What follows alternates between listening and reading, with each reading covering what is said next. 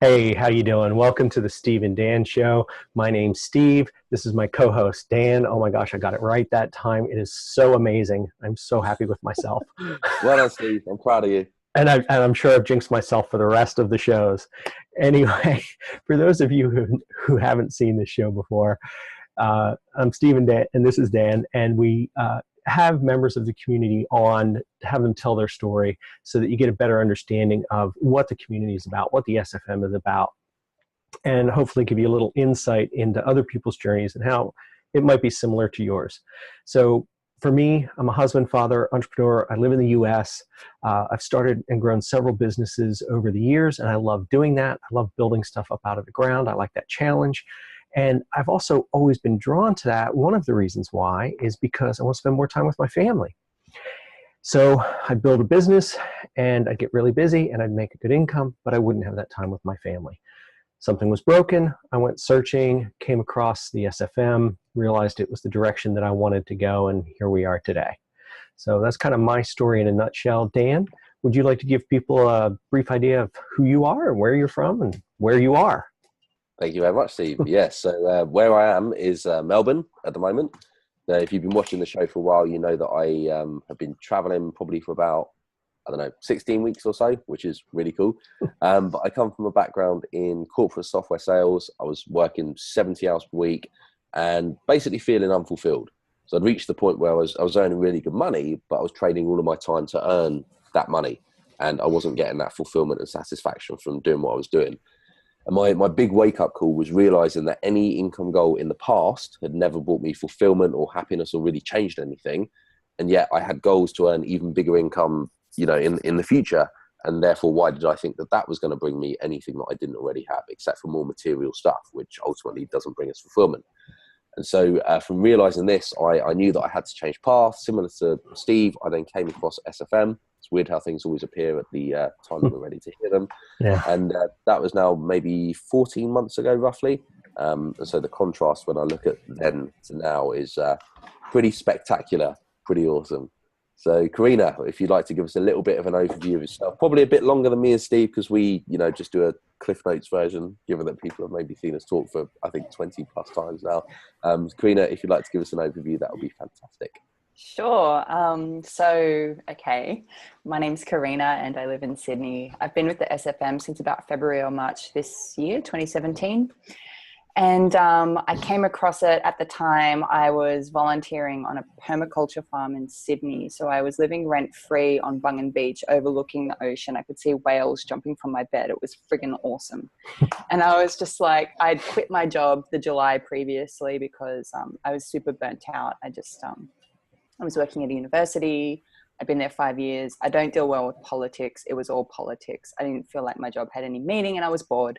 So I quit. And I had a micromanaging boss and I can't handle, I need autonomy. And that just, that sent me insane. So I quit, just quit. And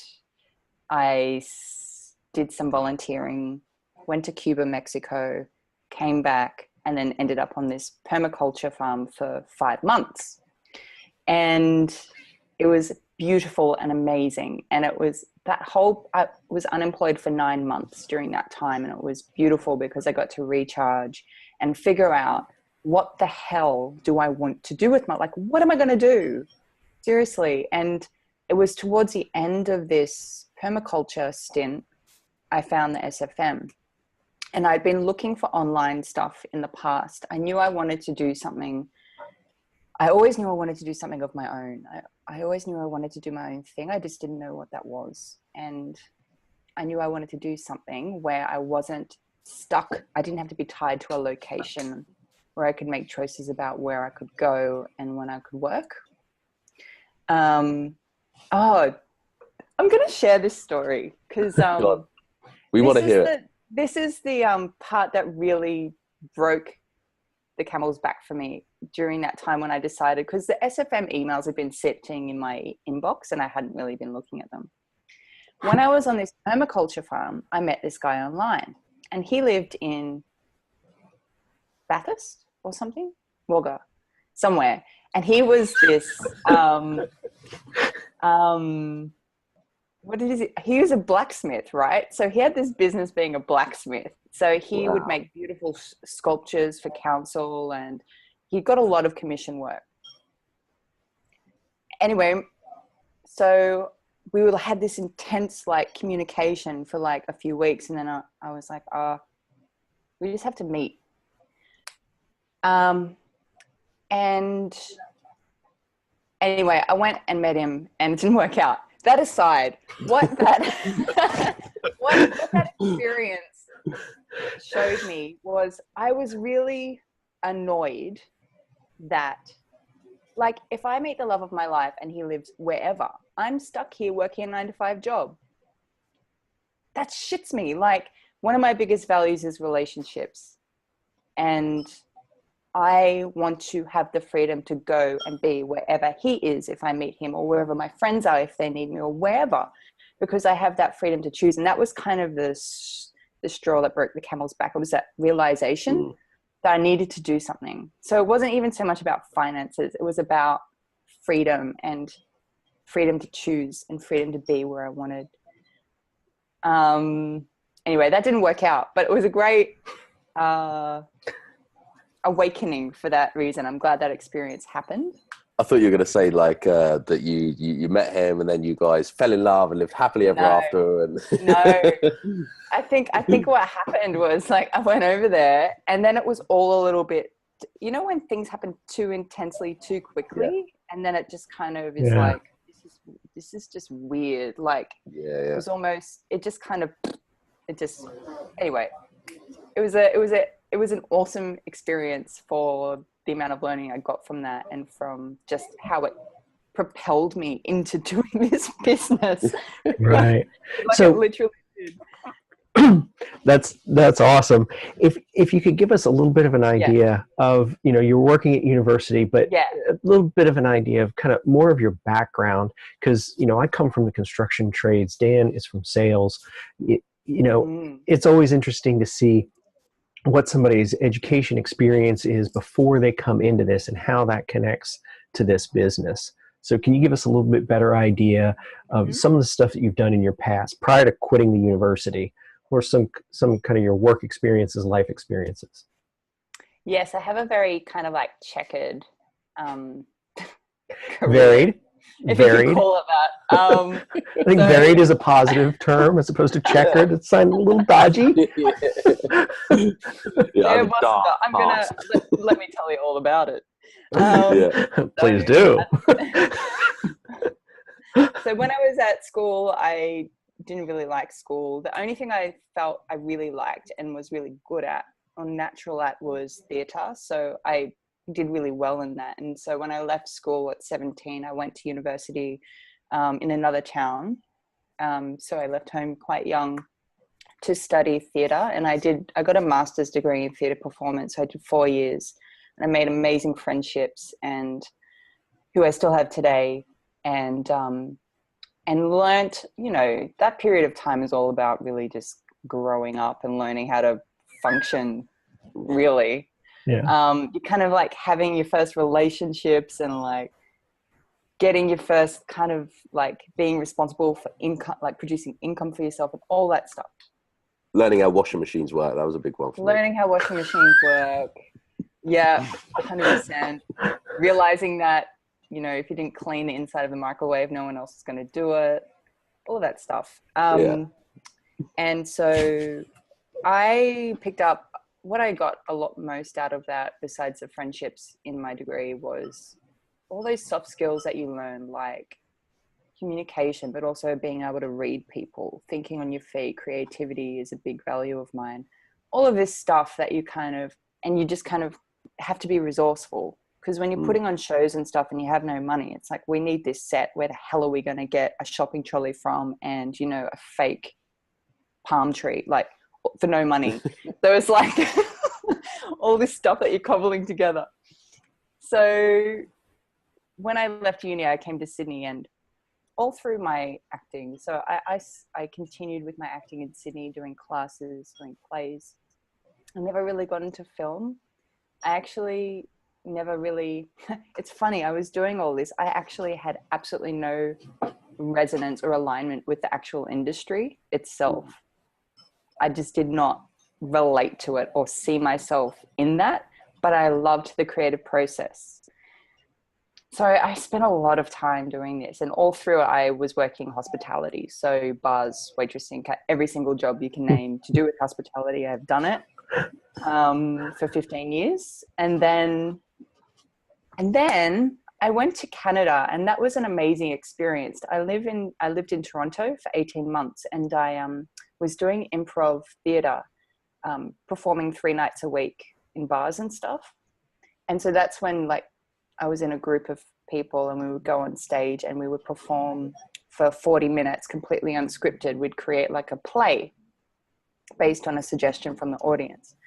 And every show, that was always about, like, I shat myself every single show. It was always about learning how to lean into that terror, like leaning into that terror, and also being there to support your team. Like, it's all about having each other's back when you're up there. That was a really awesome lesson. I really valued that period of time. So eventually I came back to Australia because it's too cold there. And and also I was making $7 an hour, you know, so that wasn't very sustainable. So I came back to Australia and started working hospitality again. Eventually I got a job through a friend at a university here in Sydney. And initially it was, Karena, can you just come do the phones for 2 weeks? Casual job ended up into a 5-year job where I was running the major orientation program of that university. So that happened through just kind of like just making myself invaluable and doing having half a brain cell and some initiative can take you a long way sometimes. Definitely. In like government and university. People just love me. They'd throw me more stuff. They'd give me contracts and blah, blah, blah. Next thing you know, I'm there for 5 years, and I was running events. So I was an event coordinator essentially, but also a program coordinator of leadership program there for students. So I was facilitating workshops and all that stuff, which was fantastic. And, you know, the money was great. Leave was awesome. The people I was working with was fantastic, but I was bored. And you quit. And I quit. Yeah. I quit. I was so bored. And you know, when you're doing the same thing and there's no opportunity really to go anywhere else with it. And also, I'm someone who likes to work really quickly. I have ideas and I'm like, oh, let's do this, and I want to go. Nah, that's threatening in those environments. You have to write a proposal to send it to somebody, who sends it to someone else, who sends it, and then it sits somewhere for 6 months and come back. And by that stage, you're sick of it and you don't even want to look at it. You don't want to know. Yeah. And that got me down. So, and I had a micromanaging boss. So that was the, I don't know why. I get it. I get it. Yeah, I've almost always worked for myself. So, all right. So that brings us up to when you quit your job, and you already mentioned that you were seriously interested in having the freedom, the flexibility to go where you want, when you want. Is that the only thing that drew you to the SFM? Do you remember what ad you saw? And you mentioned that the emails had been sitting there for a while before you kind of really went after them, which is so unique. Nobody's ever done that before. For anyone who doesn't get sarcasm, he's being very sarcastic. Have a little, I'll put something right here. Sarcasm. And we'll just leave it there permanently. Anyway, so what other than the travel, was there something else? Do you remember, you know, what it was, what ad you saw, that sort of thing? It wasn't, besides the ad, I had done courses in the past actually around how to create programs. I've invested a lot in education outside of my working life and before the SFM, heaps in personal development and all that stuff. I just never, what I felt was lacking was the support. I had all this bloody information that I just felt powerless to do anything with. For years I've known I wanted to do my own thing, and I knew I had this dream, and it was really vague, but it was basically like, it would just be so awesome if I could be paid to be myself. That was my dream, right? Yeah. How can I have a career where I'm paid to be myself? Because I felt like I had to be someone I wasn't in every single thing I ever did. I felt like I had to wear a mask in order to fit in or whatever. And so that is what drives me more than the location freedom and money and stuff is. How can I be my true self and get paid? That would be the biggest feeling of freedom for me. That is freedom to me. So, and so I'd been looking for years to figure out how the hell do I do that? And when I found the SFM, it was, it's going to be another one of those, I get information that I do nothing with things. When I signed up and got to see the community, that's when I went, I didn't realize that was a missing piece. I just didn't realize that was a missing piece for me. Because I didn't know that existed, honestly. Yeah. And the ad that I saw was, so it was Luke and Brooke Parton that I signed up under, and Luke was in a paddock. I don't know if you've seen that ad. Yeah, I've seen it, yeah. He was in a paddock with some cows. But the reason, I'll tell you this story, and I love this story, because I think it's funny. So Stuart on the Pedalo, that followed me around for 2 years, that ad, I think. And retargeting. Oh, and I just, I didn't trust him because of his accent. And hey, come on. So I never signed up. And there was something about it, I was just like, nah. And then it would just piss me off. He'd always show up and I'm like, oh, this guy is following me everywhere. I didn't know about retargeting. And then one day I saw this ad with Luke, and something about it made me think straight away of Stuart's ad. There was a feel or something to it that made me think of Stu's ad, except Luke had an Australian accent. And I went, hang on, what is this? Click. And then I signed up, and then Stu's face pops up on the thing. No! What have I done? Like, he finally got me. And now, obviously, I love Stu. I actually told him that story. And I adore him now. But it's funny how you have these unconscious biases. Yeah. And you're like, oh, it's probably a scam, blah, blah, blah. So that's how I ended up signing up. So it wasn't out of inspiration. It was more like, what is this? Right. Detective work. It's interesting when we do the Stephen Dan show. Community comes up so much. A lot of the time people will talk about the value and the impact that it has when they're surrounding themselves with other like-minded people and so on and so forth. So when you mention about community, I mean, the first thing, Karena, that I thought was like, I'd always see you on the wake-up calls, and I think you'd be going. Was it you were going to work? Because it was morning your time, wasn't it? You'd be like on a train or something, and you'd always be there in your headphones, listening, just smiling away, loving life, all that kind of stuff. So what would you say to someone? A bit of advice who's feeling maybe isolated. They're in a career like you with university, where they're unfulfilled, they're unhappy, and so on and so forth. But they're just scared of taking that first step, because you've learned. I think two of the things that you mentioned are resourcefulness, which you've learned through the theatre, having to find a palm tree with no money, with no time, like where the hell are you going to get a palm tree from? And also leaning into fear. Like that is literally two of the most important things that you're going to need in entrepreneurship, online business, right? So what advice would you give to someone that's kind of in that space, they're unfulfilled, they're unhappy, but they're not leaning into it, they're not getting started, and maybe the community, they're not quite seeing that the community is there yet? I would say just at least so what I did, I'll just talk about what I did, because I was the same, hugely skeptical. Yeah. But I just, and like, I don't know, I just got on the calls, as many calls as I could. At first I did one a week. And then I began to see that these people were genuine. So I started to trust a bit more. And then I got into 2 or 3. And then it's almost like I started off as a iceberg, or like an ice cube. And each call I went on, I slowly began to melt. And it's still happening. I go to live events, I melt a bit more into that idea that I can do this, that it's real. it took time. And then I was doing like 3 or 4 calls a week because I knew every time I did it, I had more confidence, I believed more in myself and others. I felt more appreciation for the community.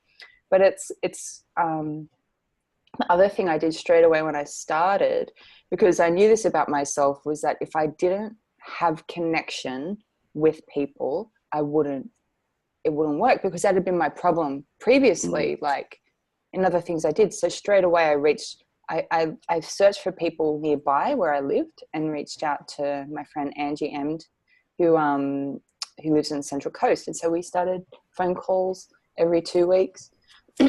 So it's really like, I get it if you're you're nervous or skeptical or whatever. It's just have some trust, enough trust to begin engaging a bit, and you'll see that it's genuine, that people are here to support you, and also that, you know, everyone, sorry. That's all right. Everyone's journey is totally different. So, you know, it might take you 6 months to finally tap into the community, and that's okay. Like whenever you're ready, it's there. So it's really just up to you to take advantage of it when the time's right for you. And the time is now, but life can get in the way. I get it. But the thing is, you know, when you make that decision, you won't regret it. And so I strongly advise that you, definitely connect more. Awesome. Make the time. And I would actually prioritize that, because some people are like, landing pages, put it on Bing, blah, blah, blah. It's like, fuck all of it off. Honestly, because what's going to happen is shit's going to happen. You don't know how to deal with it. And you haven't built the equity with people to lean on to be able to, you haven't got that confidence yet in the community to ask for help.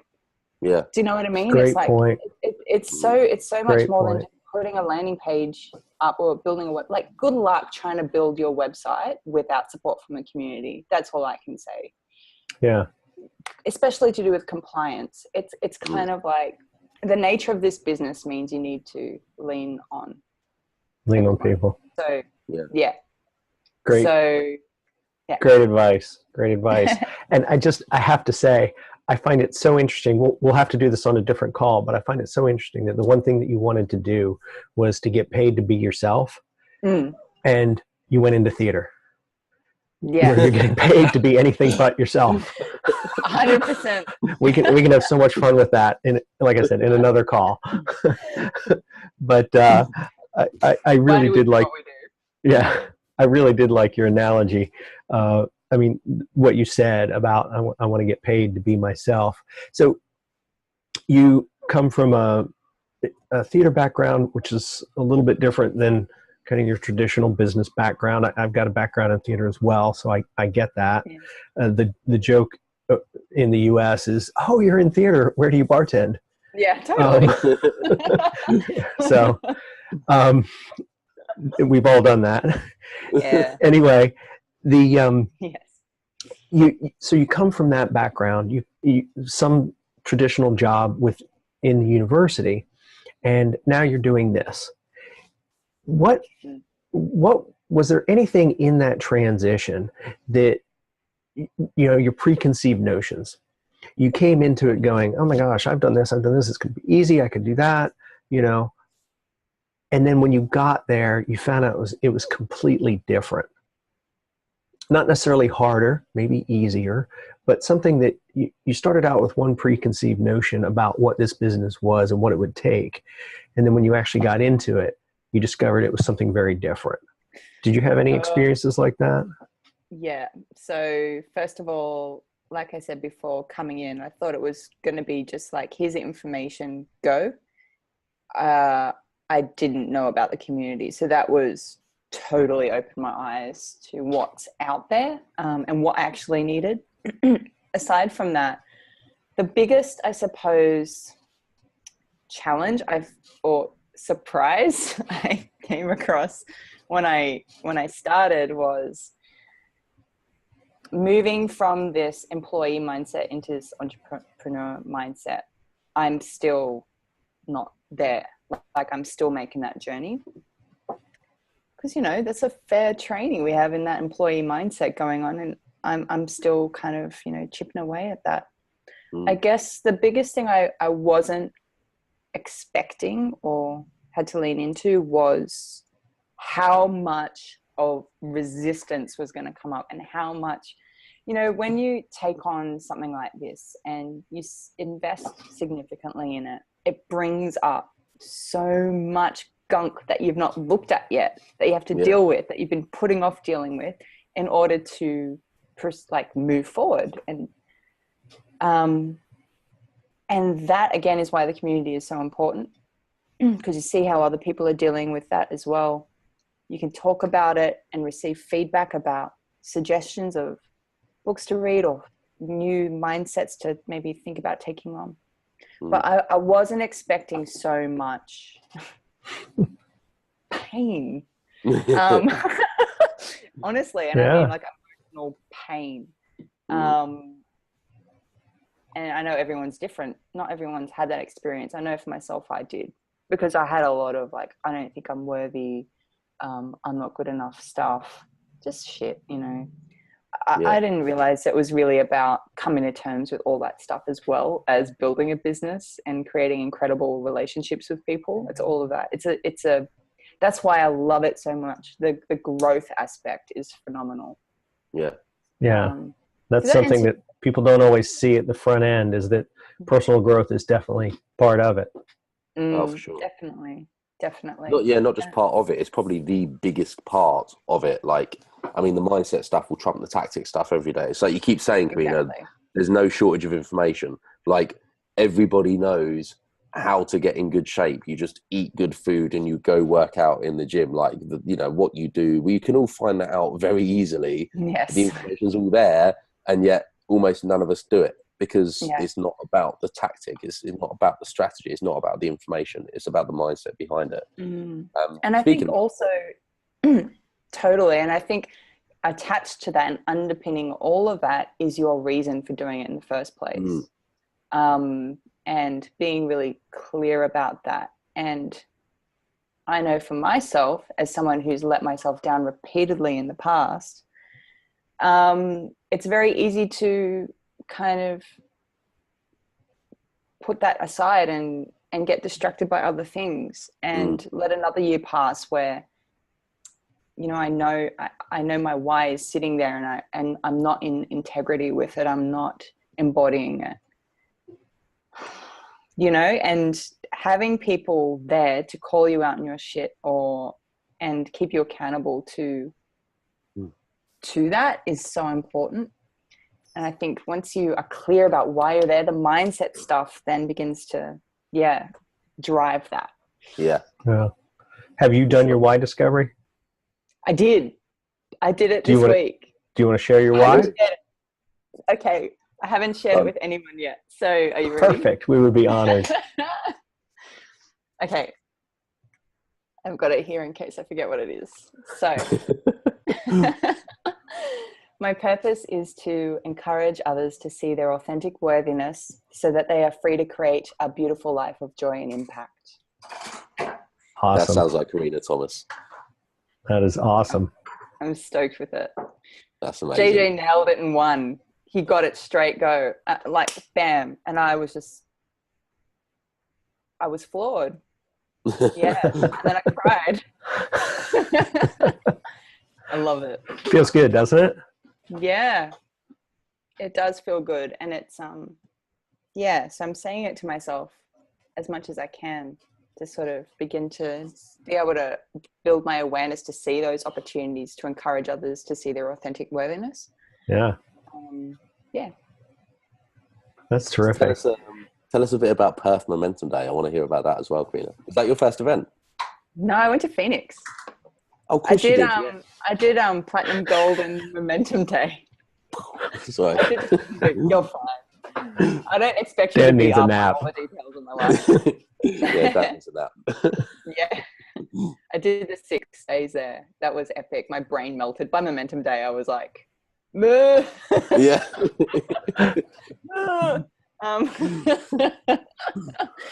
But So that was epic. And oh my God, Platinum was friggin' awesome. I love Alex. I just love him. And I love JJ. But Perth was great. It was a much more kind of like chilled event. It felt a lot quicker than the Phoenix like marathon. It was just the one day. But it was great because I got to catch up with other people that I hadn't seen yet. And I loved hearing from the leaders in the community like yourself, Dan, Amy, Taylor. I loved seeing Cordelia up there, and Peter and what's Peter's partner's name? Rich, yeah, Peter and Rich, yeah, and all the just new faces up there who are sort of who are still on the student journey but are getting results as leaders and stuff like that. So I really loved that, and I loved hearing about changes coming for the SFM and DEA and for next year, and I'm really excited by everything that's happening. Just after that day, I felt even more aligned with what the business is about and knowing that I'm in the right place. So, yeah. That's cool. That's cool. So somebody that's having Stuart or somebody else follow them around, they're a year and a half into their 2 years of being chased around the internet. Yeah. And then they come across this.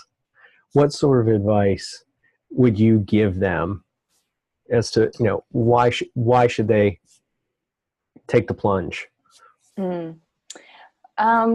Because you just don't.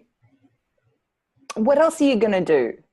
That's my question. Are you going to keep doing your shit job that you don't want to do? Like, really sit down and look at your options. I can do my shit job that I don't want to do, or I can look for another job that I'll want to leave 2 years from now, or I can actually get real about changing something in my life and watching some videos. Like, it doesn't take a lot of time to actually sit down and, consume some of the information. You're already doing that just for shit anyway. Like, how many Game of Thrones episodes do you really need to watch?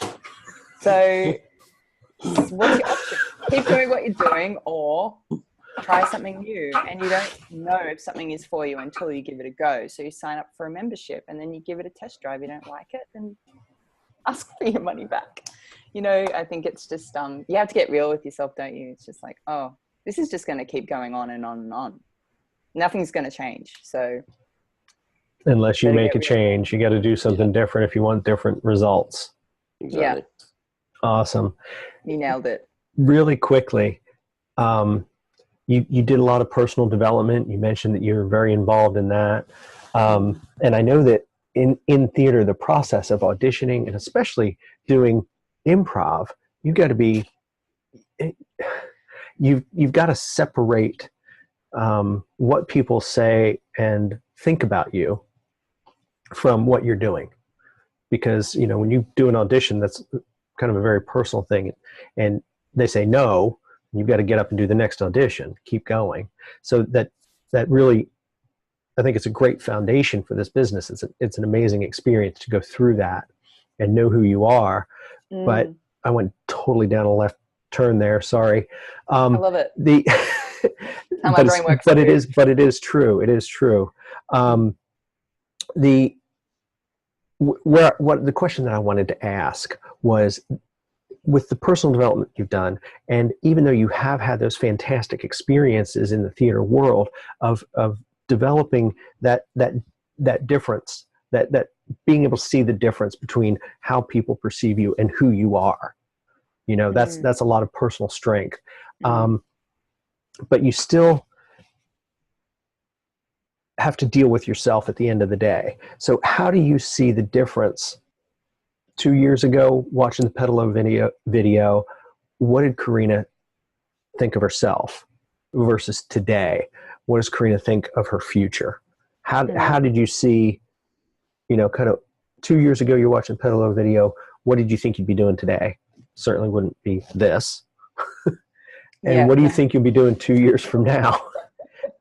How different is your perception of your future. Yeah. Well, I think the biggest difference between me now and me 2 years ago was that I was so reliant on people's approval of me for my own happiness. So, and that's why the acting thing was just so, I didn't have that piece yet. I was literally trying to get approval every time. It's such a draining place to be in. I hadn't quite learned how to stop doing that. Because again, I wasn't really, I didn't know how to be authentic. I didn't know how to be vulnerable. I didn't know any of that stuff. I was just trying to do things to please people, which is really draining. And then since I started this journey, the biggest thing I'm getting is honestly just being cool with me. It's so nice. So I just put stuff out there. I don't give a fuck. Like, I don't care. Like, Awesome. but I can say that now. You know how some people say, don't care. And then inside they're like, oh, I really care. I really Honestly, care. I don't care. And that's getting stronger and stronger every week that passes. And that came through the 90-day video challenge and the Toronto challenge and all that stuff. The more stuff I'm sharing about myself and I see that people like accept me as I am, the more confidence I get to just put it out there honestly. And then I'm understanding that I'm resonating with the people who resonate with the true me. And that's the people I want to resonate with. So again, I'm moving towards my dream. So 2 years from now, I will be being paid handsomely to be myself. That's probably 2 years from now. Awesome. And now I know how to do that. I have the vehicle through which to do that and the support through which to do that. Wow. Brilliant. That is perfect. It really is. I think that's, Dan, I don't know if you've got anything else you want to ask, but I just love that point of resonating with the people that are like you. You know, the more you put your authentic self out there, the more you're going to attract those people, and they're going to be the right people because they truly do, you know, operate at the same frequency that you do. Yeah. And I know how exhausting it is to pretend you're something you're not or try to be something to make people happy. It's not sustainable. So there's no use trying to build a business based on that model. Right. So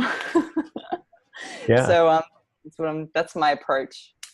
It's a different approach, which only has to be a good thing, I think. Yeah. Well, it is the foundation for all of us, actually. You know, you might say it a little bit differently, but ultimately that's what it is we all have to do that, because otherwise you're inauthentic and you don't connect with people. They're not going to stay your members. They're not going to take the next step and step up to a higher level because you don't really have that connection. It is inauthentic. Yeah. Yeah. Agreed. Awesome. And you won't have a business that you want to do. You'll have a job. Like, right. And who wants a job? Yeah. Nobody wants those things. So outdated. That's why we're here in the first place. Absolutely. Karena, I'm so glad that we could finally do this. I know it's been a long time, and I really appreciate your patience. All good. We got there. Timing is perfect. Exactly. I'm glad you made it there. I'm glad I made it too. Yeah, it's been a difficult morning. I was basically at the blackjack tables in Melbourne last night, and ended up winning, staying up. I got down to like literally 0, and I went sort of all in on a hand. I won it, and then I doubled my money, which was really awesome. Good. But I'm feeling it right now.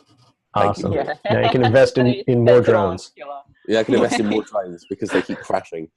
That being said, Karena, as Steve says, thank you so much for doing this. We really appreciate you. Thank you for sharing your journey, and for everyone watching, as always, thank you for watching. We appreciate you, and until the next Steve and Dan show, we will see you all soon. Thanks for having me. Thank you. Take care. Bye.